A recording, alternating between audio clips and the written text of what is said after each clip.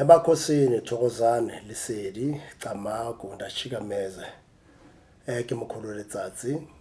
Today's episode or today's shoot, I'm going to talk about something which is very much deep or something very sensitive, something which is not going to be easy for other people to can do, which is my own personal testimony, my own personal journey up until where I am.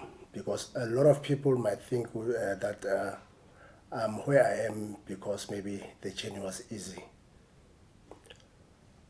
I'll start from when I was young. When I was young, I used to be a very quiet, very humble somebody. Even at home, whereby they were always saying, when are you going to visit your friends? Why are you not playing with your friends on the streets and so on? I used to isolate myself. I'll watch TV. I used to draw a big time. Most of the time I would take a scrapbook, take a pencil, and draw whatever that comes into my mind. And a lot of people even thought maybe I had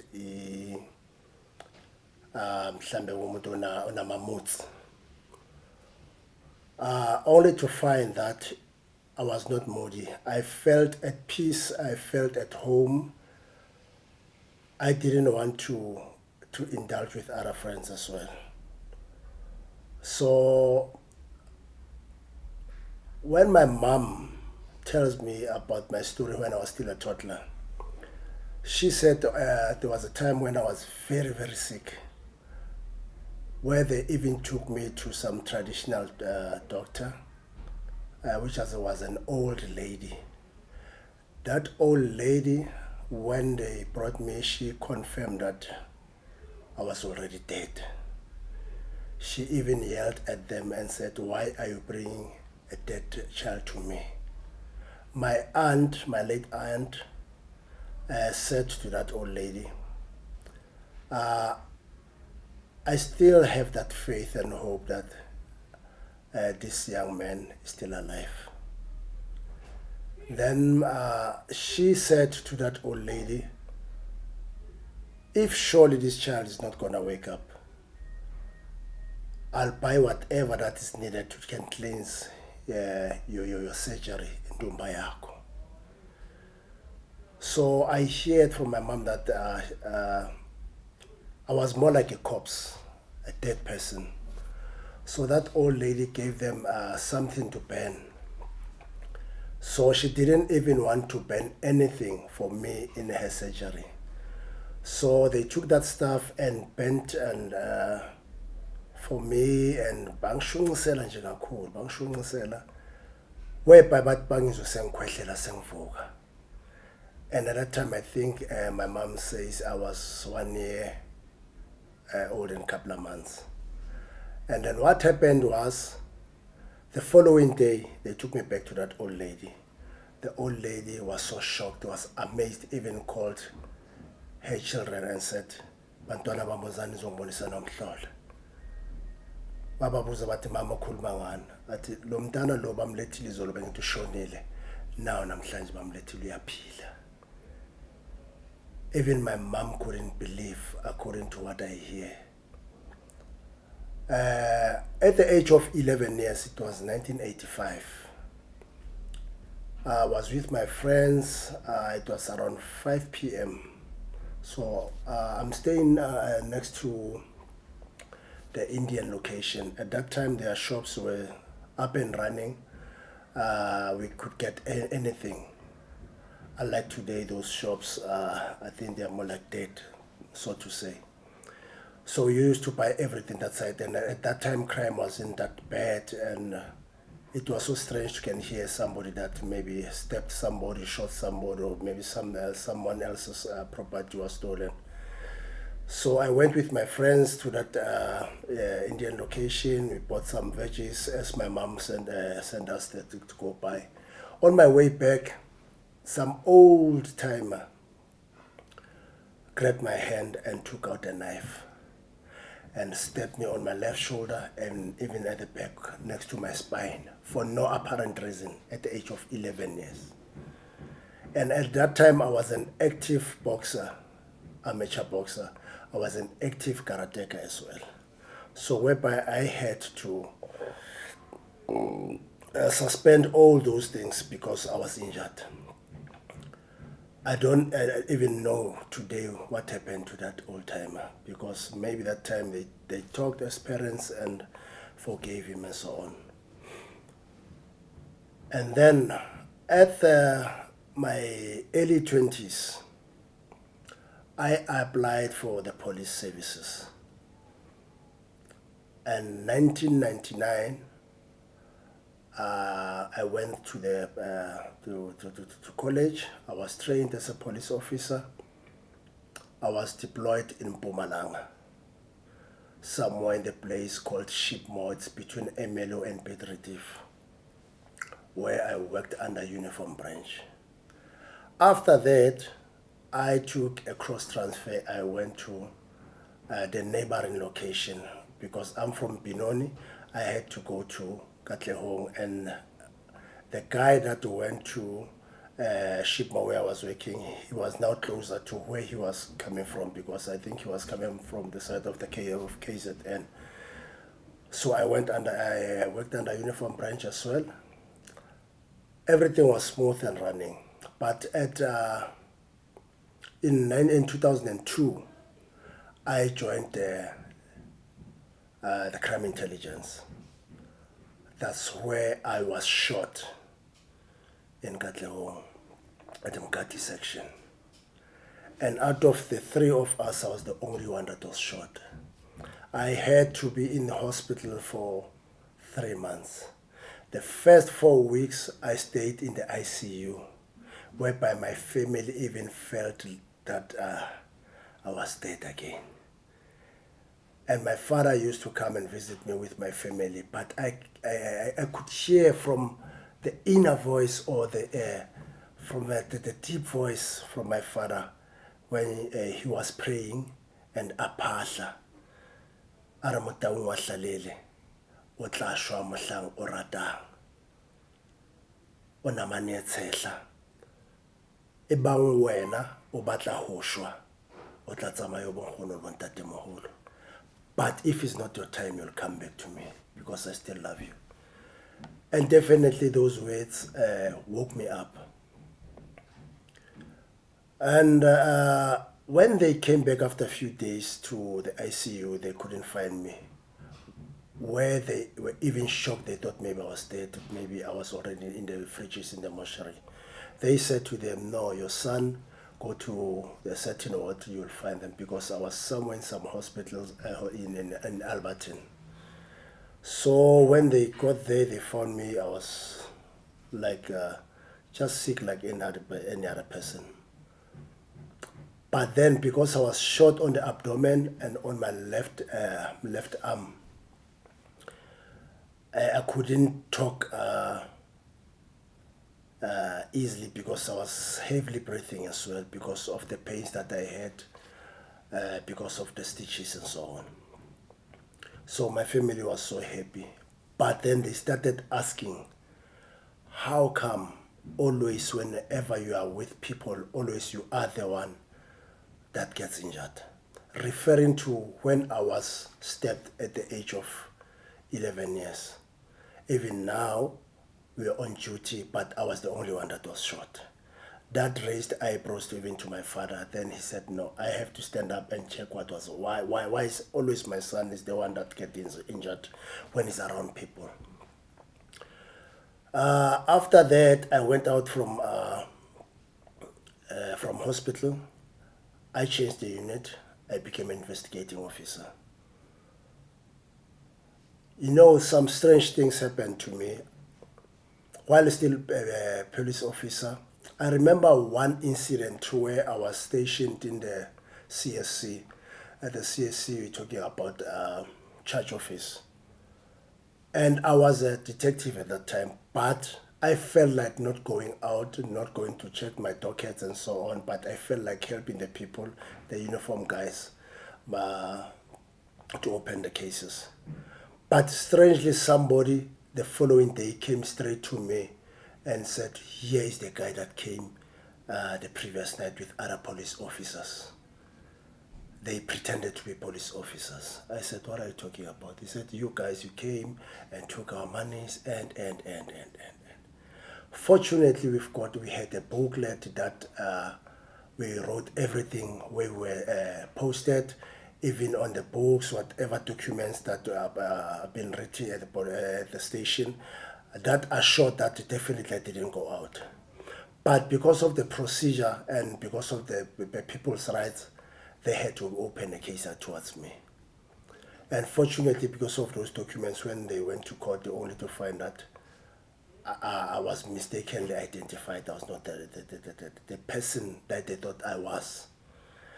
And to think that because of now my image to my colleagues, I was like, this guy surely, he's a criminal. He's acting as if he's a police officer. It was so saddening, to be quite honest.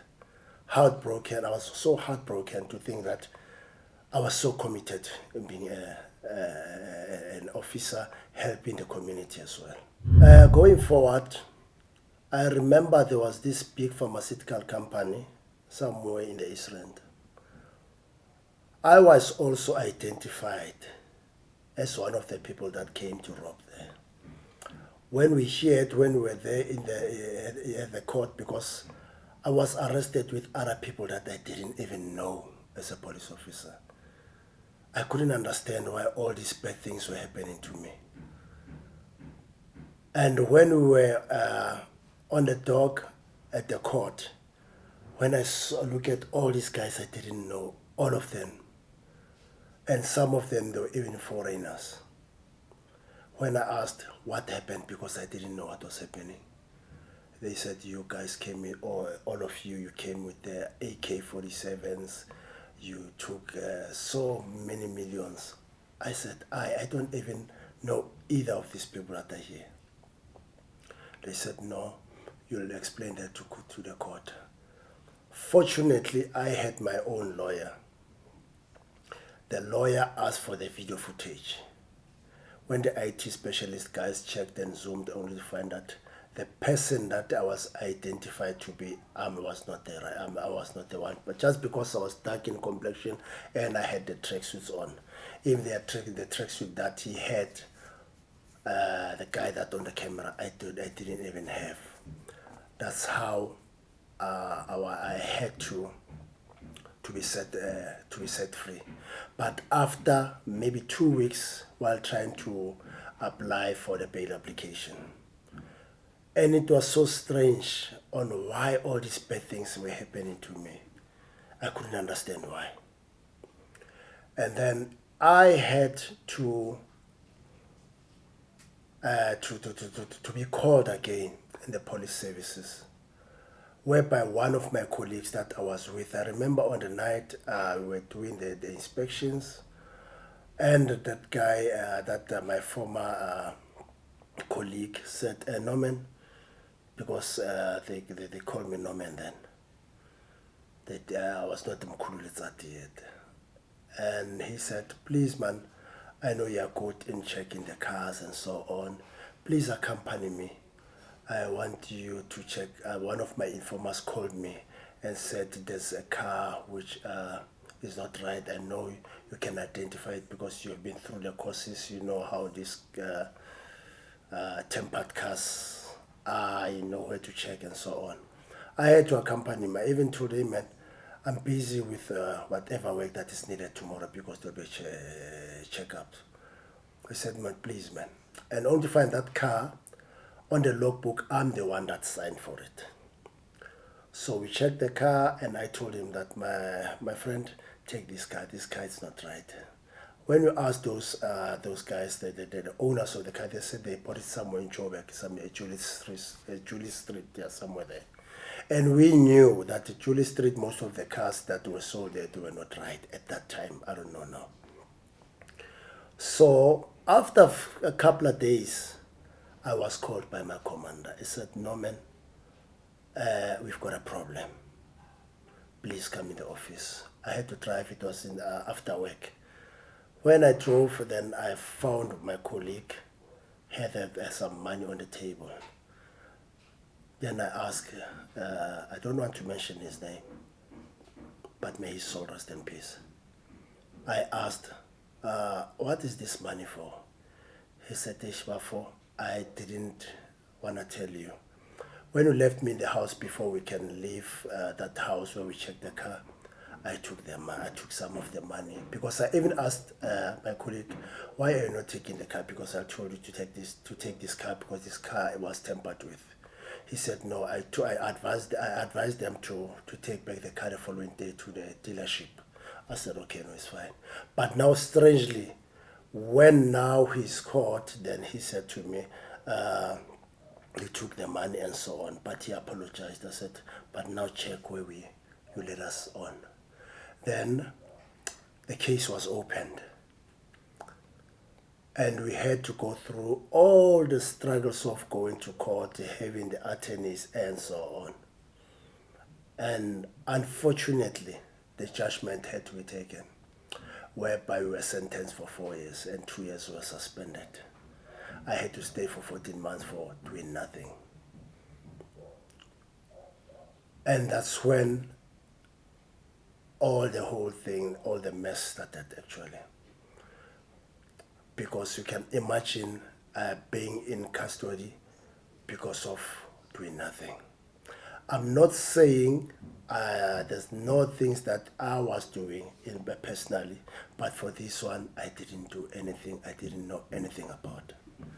And I still stand with my father's grave. I didn't know what happened on that night, except that me checking the car, innocently going back to the car, wanting to finish the job that I had to do because the following day there was an inspection for my work that was supposed to be done. Growing up, it was not an easy journey because as a Kasi boy, I had to mix with the wrong people. There's so many things that we did, of which when I look back, I ask myself what was happening to me. I look at these young guys that are doing the same things that I used to do. I normally advise them, guys, don't do this because this is not the right way to do or to take. Some I was even more like somebody that they are looking up to because they like the kind of lifestyle that I was living, a lavish life, not lavish per se. We used to groove, being involved with girls, going up and down, drinking, mixing with the wrong guys. That time we called it amagents and so on. Okay, today when I look back, I can see that it was not the right way of living, but I'm saying thank you because those times passed when I was still young. Not knowing that all the struggles that I had to face at that time, they were actually sharpening me. They were actually preparing me for today's life. Today, no matter what can happen to my life or whatever things that can be said, nothing shakes me because I've been through a lot. And especially for the things that I didn't do or that I didn't know.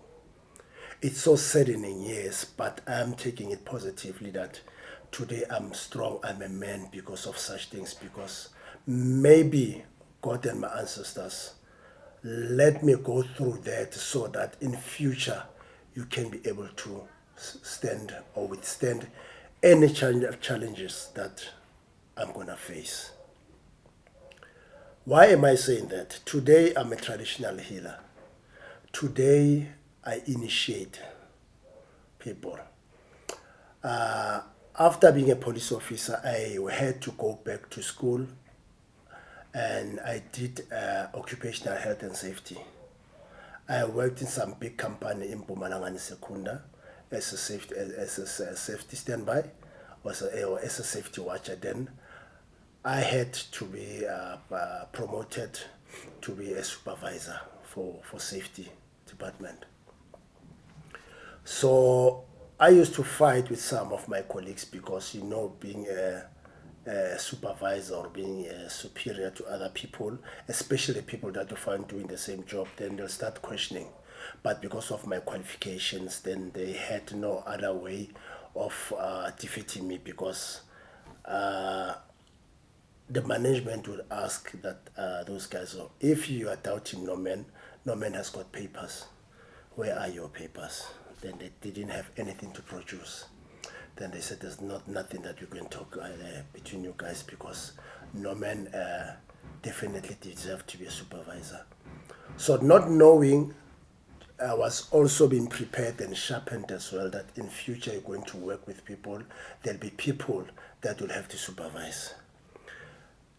Being in the service, police service, I did what was called a victim empowerment as well. I was working with the people that were raped, ladies that were raped, young kids that were raped as well, abused, and so on.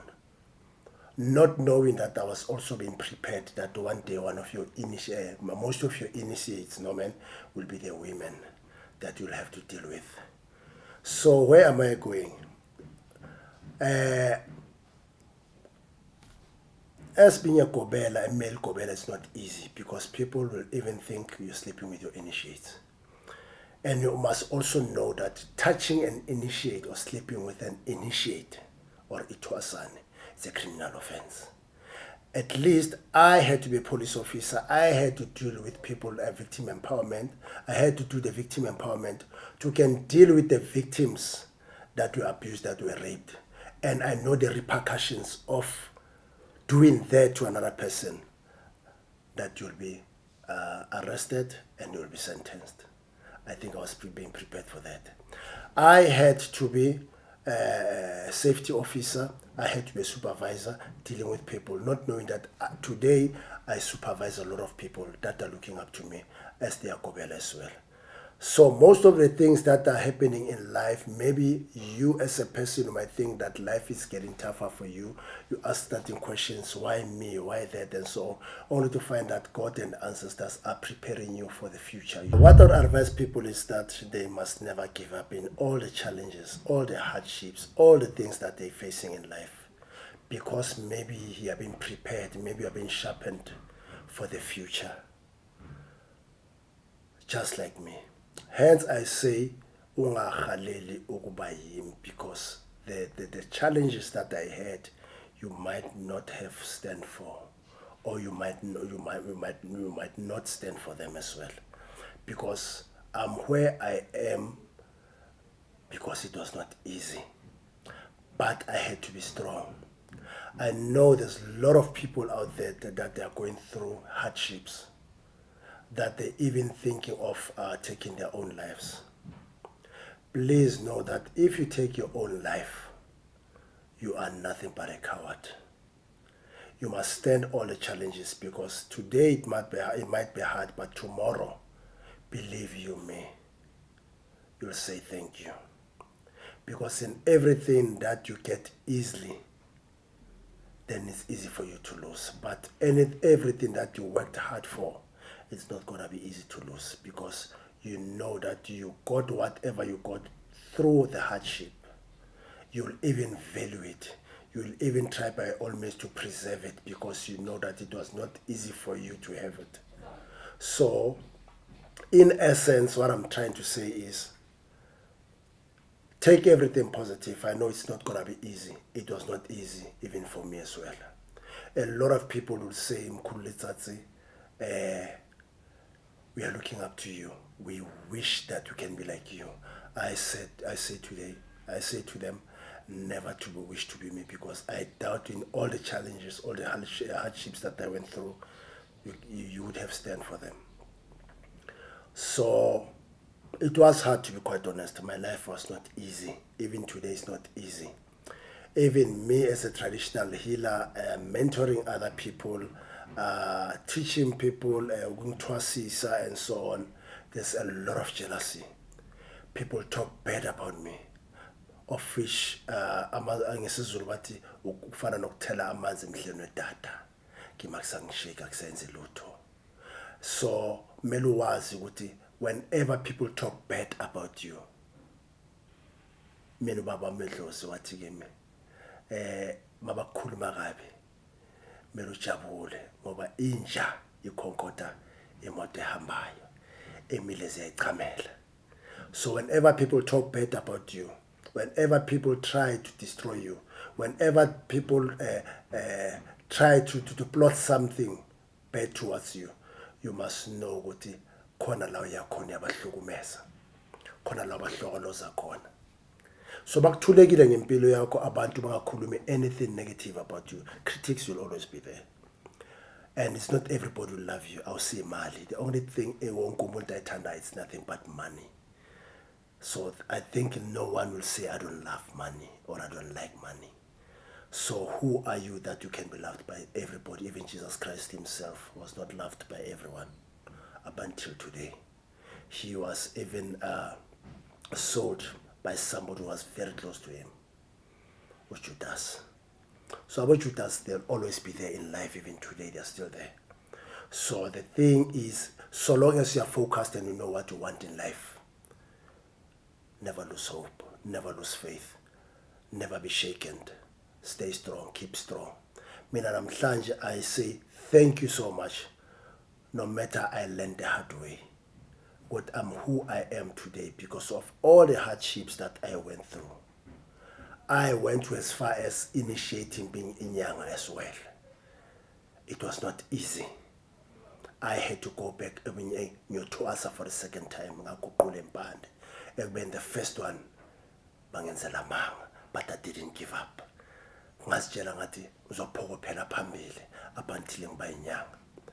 Even today, no matter I'm working, no matter I'm initiating, no matter I'm living, the things that I'm trying to have, I'm still learning. I'm still soldiering on because of one thing. I have faith, I have trust, I'm focused, I know what I want. And there's something ngayo, which is 3 Ds. 3 Ds, being it determination, dedication, and discipline. It will take you there. But the proper preparations prevent poor performance. 5 P's there. So much I was being prepared properly to then avoid any poor performance. Today I'm performing because I was being prepared no matter it was hard. So I'm trying to say, I know a lot of people will be saying I'm a graduate. A lot of people will be saying what's the point? I rather take my life and so on. Never do that. Through my own testimony, kube into zokuphakamisa, kube into zokuphi hope, ekuzokupha faith. I can see a lot of the youth labasebenzi, they are frustrated, they don't know what to do. Others are graduates. But please, this is just a test of time. That phase will pass. One day even today, Mkhulu Letsatsi, there's still people that are talking bad about me. There's still people that are trying to shake me. How they knew what I've been through a lot. They're just wasting their time and energy. So through my story, I hope ukuthi ngizophakamisa abaningi. Ngisalwa namanje impi ziningi. West part today I'm even fighting impi yemimoya, not only the physical ones. Sometimes when ungathi ufisa ukuba into ethizeni uNkulunkulu namadlozi wakho kanti bona bafuna ukuthi uphile impilo ethizeni. I'm an ex-police officer. I'm an ex-professional boxer. I was short. I had to leave boxing prematurely. I was one of my boxers in Kabanguti. That time, I was very much promising. I was one of the prospects because I remember very well the prospect of the year corner. I was the first one. People couldn't believe it. Oh, no man is there, boxer, but to no man. When I was about to get a better money, better fights, I was short. So you might have qualifications as Tizene, but you told umsebenzi wakhona utholi. Ungathi besona suya give up asolahla phansi. Today a lot of people, our mental strength are not the same. Abantu, they can easily give up because of the challenges that they are facing. But my word is one: never give up. In every hardship that you're facing today, it's only sharpening you for the future so that you can survive, so that in future, whatever comes your way, you can stand for it. Ngiyathemba ukuthi through my own story, you'll be uplifted. You'll start focusing. For you to be somewhere, you have to start somewhere. Even you have to work some of the jobs that you never worked, you never studied for. But uyazi ukuthi wena kahle kahle ufocus kuphi. Ngiyathemba ukuthi wonke umuntu unama challenges wakhe. I know you don't react the same, but try to be strong. Ngiyabonga kakhulu. Mina Mkhulu Letsatsi, once more ngitholakala eWatville eBinoni. Imisebenzi yami mina ngiyinyanga, or if you want to contact me, zongithola ku 074 910 3317. It's 074 910 3317. And you can also find me to my YouTube channel. It's Mkhulu Letsatsi. And then uzongithola na ku Facebook, it's Norman Musuwane. Uzongithola na ku TikTok, it's Mkhulu_Letsatsi. So in most of the social media platforms you'll find me. You can DM, you can inbox me, you can call me, you can WhatsApp me. In any kind of help, I'll help you. If you've got a problem yomntana wakho mfana, mhlawumbe ufuna usizo, or wentombazana, umama wami uDr Velile uyabasiza, abafana, I'll also help them as well. Ufuna ngihlale phansi nomntanakho, advise them. Yes, it's easy, especially for boys. I've been through that, but never give up to your children. Never give up to your children, but they still need our guidance. Some of the things that are happening today, it's only sharpening them. Not that you are condoning what they are doing, but so long that as they'll take everything positive now, they'll be better people for the community. Nyabonga, mabaphila bantu, thokozani.